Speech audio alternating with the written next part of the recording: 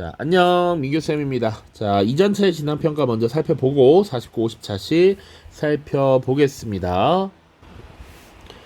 자, 이전차 진단평가 1번 보죠. 1번은 이것에 따라 한국의 외교권을 빼앗고 통감부를 설치하였습니다. 핵심적인 내용 두 가지죠. 바로 을사늑약입니다.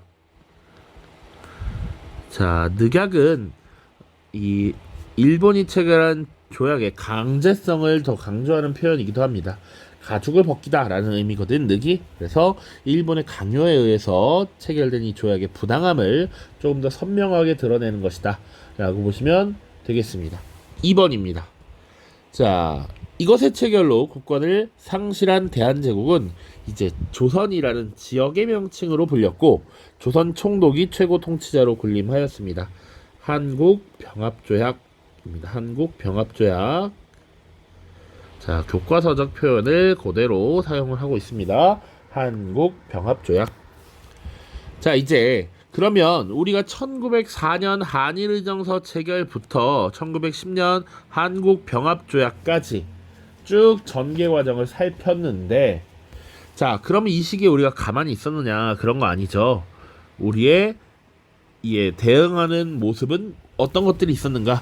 바로 항일 의병운동과 의열 투쟁에 대해서 살펴보겠습니다. 자, 1번입니다. 먼저 항일 의병 투쟁을 볼 텐데 앞선 수업에서 조금씩 언급을 한 바가 있어요. 그래서 의병은 크게 세 시기로 구분을 해서 다룬다. 그래서 전기, 중기, 후기 세 시기로 구분을 해서 보는데 요게 각각 전기, 중기, 후기의 내용이다 라고 보시면 되겠고요. 각각 보도록 합시다. 자, 1번입니다. 단발령과 의병 봉기야. 자, 을미의병이라고 하고요. 우리 을미년 몇 년인지 기억나나요? 1895년이 되겠습니다. 자, 원인, 구성, 활동 보도록 하죠. 자, 이 전기의병이 일어나게 된 직접적인 배경이라고 한다면 바로 그 해에 있었던 을미사변과 단발령 실시입니다. 을미사변은 당시 친러 정책을 통해서 일본 세력을 견제하려던 고종의 왕비 명성황후를 시해한 사건이죠. 당시 일본의 미우라 고로 등이 주도를 해서 일본 낭인들이 지금 명성황후를 시해했던 것입니다. 그 직후에 이루어진 을미개혁의 내용 중에 하나가 바로 단발령이었죠. 머리를 짧게 자르라는 것이었는데 당시 조선인들에게 이 거의 500년간 지켜져 왔던 이 긴 머리, 상투튼 머리 이런 것들을 없애라 라고 하는 것은 사실상 그들의 전통을 없애는 것이고 그들의 정신을 짓밟는 것이라 여겼기 때문에 대규모로 반발이 일어날 수밖에 없었습니다. 자, 그래서 전기의병이 많이 일어났는데 주도했던 세력은요, 이 초기에만 하더라도 전기의병은 지방에 유생층이 많았습니다. 배운 선비들이 주도를 했고요. 대표적인 인물이 유인석, 이소웅, 김도화 같은 인물들이 있었는데 특히 유인석이 대표적이죠. 특히나 우리 성수고 학생들은 이 유인석 이름을 한번 들어봤을 겁니다. 의암, 호가 의암이죠. 의암 유인석이라고 해서 지금 우리 춘천에 의암 유인석 기념관이 있고요. 초, 중, 고등학교 시절에 한 번쯤은 가서 체험활동, 국궁체험, 의병가 부르기 이런 거 해봤을 수 있습니다. 춘천 지역을 대표하는 의병이기도 하면서 전기의병에 해당합니다. 그래서 이 유인석 제천 지역에서 활약했고요. 또 춘천 지역에서도 지금 여러 활동 양상들이 남아있다라고 보시면 되겠습니다. 또 봐야 될 것은 농민들도 많이 참여를 합니다. 특히 동학농민군의 자녀 세력이 참여를 했다라는 것이죠. 자, 동학농민운동은 보통 1894년에 이루어졌는데 이 시기에 해산되었던 동학농민군이 대거 참여하기도 했다. 그리고 이들의 목표는 일본으로부터 조선왕조를 보호하려는 것이었다. 그래서 주요 활동을 보시면 지방의 관청을 공격하고요. 개화파 관리를 처단하고요. 일본군을 공격합니다. 자, 그런데 이들은 고종이 아관파천을 단행하면서 단발령을 취소했단 말이지. 단발령을 취소하고 의병들은 스스로 해산하라 라고 국왕이 명령을 내렸기 때문에 이후에 임금에 충성하는 우리 유생들은 대부분 해산을 하면서 활동을 중단했습니다. 요 정도 내용 정리하면 됩니다. 자, 두 번째 이제 중기의병, 을사늑약과 의병이 다시 일어났다. 재기라는 얘기야. 원인은 을사늑약의 강제 체결이었죠. 1905년 일본의 강압에 의해서 지금 외교권이 박탈되고 통감부가 설치되고 있는 상황입니다. 자, 구성 보시면 역시 유생들이 많습니다. 양반 유생, 전직 관료. 그런데 특이한 점, 평민 출신 의병장이 등장했다라는 거, 등장. 그래서 이때 활약했던 인물 중에 한 명이 태백산 호랑이라고 불렸던 신돌석입니다. 그래서 흔히 게릴라라고 부르는 유격전. 우리가 우리의 지형을 잘 알고 있죠. 우리 지형을 이용한 이런 활약을 벌였다. 평민 출신 의병장의 등장. 자, 그리고 다른 활동 보시면 전직 관료였던 민종식, 충남의 홍주성을 점령하기도 했습니다. 그러나 일본군의 반격으로 후퇴했고요. 또 여기 최익현이라는 인물이 또 나오죠. 이 사람은 꽤나 많이 나왔습니다. 최익현. 자, 이 최익현은 의현이라고 지금 또 헷갈려 할까봐 익현 이렇게 쓰겠습니다.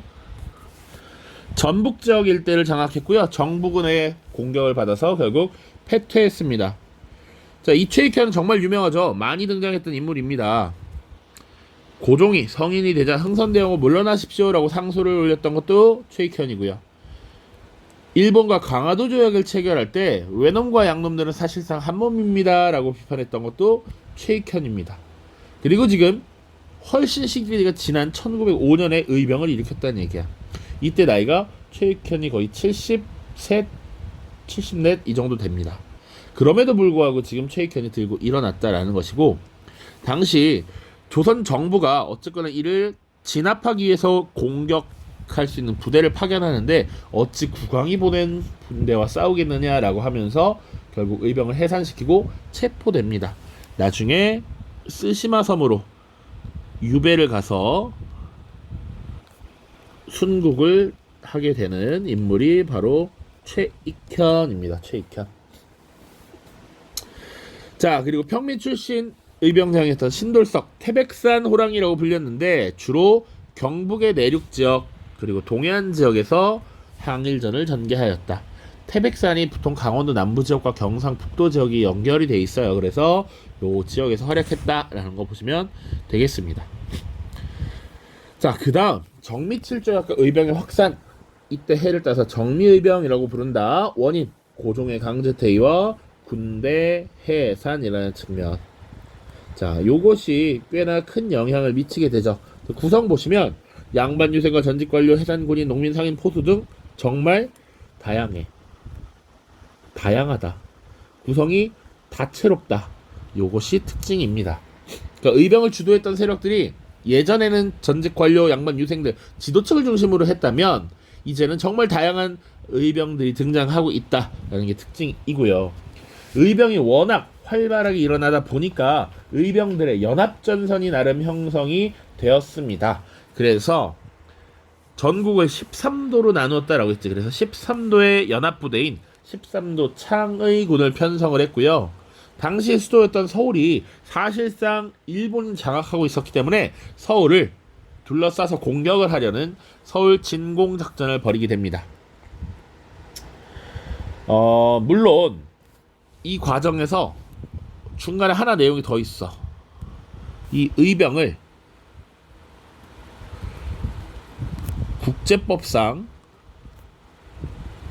정규 교전단체로 인정해달라고 외국 공사관에 요청합니다. 교과서에 있는 부분. 자, 그래서 각국 영사관에 공문을 보내서 우리를 국제법상 교전단체로 인정해달라라고 요구를 했고요. 그리고 서울 진공작전을 벌이게 되는데 일본군의 공격을 결국 실패를 했습니다만 전국 각지에서 투쟁활동을 지속했습니다. 자, 그리고 이 서울 진공작전, 그래서 13도 창의군을 결성했을 때 총대장이 이인영이라는 한 사람이었고, 당시 군사장 참모대장이 허위라는 인물이었습니다. 그래서 이들의 주도로 서울 진공작전을 벌이게 되는데, 항상 아쉽게 생각하는 지점이기도 한데, 당시 23도 창의군 연합부대를 이끌었던 총대장 이인영의 아버지가 돌아가시면서 이 지휘권을 가지고 있었던 총대장 이인영이 이탈을 하게 되는 문제가 발생하죠. 당시 성리학적 질서에서 부모가 돌아가시면 3년상을 치르는 것이 기본이었기 때문에 그것을 먼저 우선시했다라는 겁니다. 나라를 잃으면 다시 되찾을 수 있지만 지금 돌아가신 아버지를 보내드리는 건 지금 당장 해야 되는 일이다 라고 이야기했다고 하죠. 그러니까 이 성리학이라고 하는 것이 당시 한국인들에게 얼마나 중요하게 적용되는 사상적 이념이었던가 이런 것을 알 수 있는 사례이기도 합니다. 어쨌거나 이 군사장 허위가 사실은 동대문 밖 30리까지 진격을 하기도 했는데 결국 일본군에게 패퇴했다라는 것. 자, 그리고 이후에 일본에 의한 의병 진압이 본격화되는데요. 배경은 서울 진공작전 실패 이후에 전국 각지에서 끊임없이 의병이 들고 일어났다라는 것이었고, 특히 이 전라도 지역에서 의병들이 굉장히 많이 일어났습니다. 그래서 일본은 이를 진압하기 위한 일종의 작전을 벌이게 되는데, 남한 대토벌 작전이라고 하는 것이죠. 남한 대토벌 작전. 그래서 의병 부대의 근거지를 초토화하고요. 이 의병이 형성될 수 있도록 도울 수 있는 일종의 마을, 그 지역의 양민들도 모두 학살하는 이런 모습들이 나타납니다. 이후에는 사실상 국내에서 의병 활동이 어려워지자 무장 독립투쟁을 전개하기 위해서 만주, 연해주 지역으로 이동을 하게 됩니다. 그래서 우리가 일제강점기를 다룰 때 1910년 우리가 국권을 강제로 빼앗기고 나서 만주, 연해주 지역에 독립운동 기지가 주로 건설이 되고요. 나름의 실력을 기르고 본격적으로 우리가 일본에 저항하는 무장 독립투쟁을 벌이는 건 1920년대가 되면 봉오동 전투니 청산리 전투니 이런 것들이 쭉쭉쭉 등장을 할 겁니다. 됐죠? 자, 그 다음입니다. 그 외에 을사늑약에 반대하기 위한 나름의 의열 투쟁들이 있었는데 한번 보도록 하죠. 자, 을사늑약 체결 이후에 조약 반대 투쟁이 끊임없이 전개되었고요. 을사늑약 체결에 도움을 줬던 관료들, 을사오적들을 죽여라, 저 새끼들 없애버려라 라고 하는 상소들도 많았고요. 분을 못 이겨서 스스로 목숨을 끊는 이런 자결의 형태로 저항을 하는 사람들도 있었고, 이에 가담한 을사오적들을 테러하는 이런 모습들, 암살을 시도하거나 이런 모습들 나타나고요. 상인들도 장사를 하지 않고 저항하는 모습들이 나타났습니다. 그래서 당시 고위 관료를 역임했던 이런 민영환, 조병세 이런 인물들이 자결로서 저항을 했고요. 여러 가지 의열 투쟁을 볼 수 있는데, 나철, 오기호 등이 을사오적을 처단하기 위한 목적으로 자신회라고 하는 단체를 조직했습니다. 자, 을사오적이 누구냐? 그러면 이렇게 나와 있습니다. 자, 외부 대신 박재순, 내부 대신 이지용, 군부 대신 이근택, 학부 대신 이완용, 농상공부 대신 권중현, 이들이 을사오적이고 이들을 처단하기 위한 단체가 자신회였다. 자, 그리고 일본의 한국 지배는 정당하다라고 주장했던 이 미국인 출신 외교 고문이 있었습니다. 전명훈 장인환이 이 미국인 고문 스티븐스를 샌프란시스코에서 저격해서 암살하는 일이 발생하죠. 자, 그런데 이 전명훈과 장인환 의사는 사실은 서로 모의해서 스티븐스를 암살하기로 했던 것은 아니고 서로 암살할 목적을 가지고 있었는데 한날 한시에 만나게 되었다라는 운명적인, 스티븐스는 죽을 운명이었다라는 것이죠. 자, 그리고 우리가 익히 잘 알고 있는 안중근 의사의 이토 히로부미 처단. 자, 당시 하얼빈에 러시아와 비밀 협약을 체결하기 위해 왔던 이토 히로부미를 저격함으로써 민족의 원흉을 살해하는 이 쾌거를 울리기도 했습니다.